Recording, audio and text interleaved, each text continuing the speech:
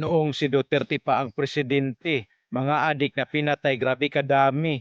Ngayong pumalit na itong si BBM, ang maliwanag ay naging madilim. Dati ang mga adik na sa sementeryo, ngayon sa social media lang pa video-video. Lumalaganap na ngayon ang mga kriminal at ang mga bangag ay naging abnormal. Si Duterte, mahal siya ng mga tao kahit mga kalaban ay naging kaalyado. Itong si BBM, mahilig mga ako, ang resulta ay naging magulo.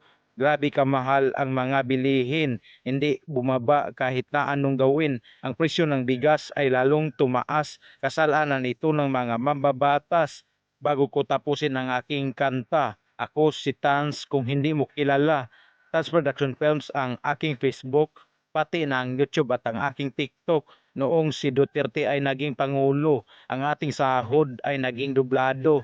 Ngayong si BBM na ang nakaupo, ang mga budget ay biglang naglaho.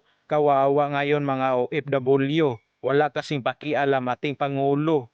Ganyan talaga ang katotohanan, mga nangyayari dito sa ating bayan. Merong matanda, siya ay nagkasakit. Pumuntang hospital kung saan malapit.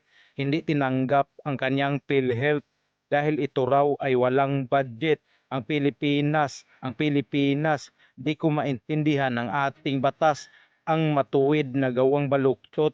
Ito ang bansang puno ng kurakot.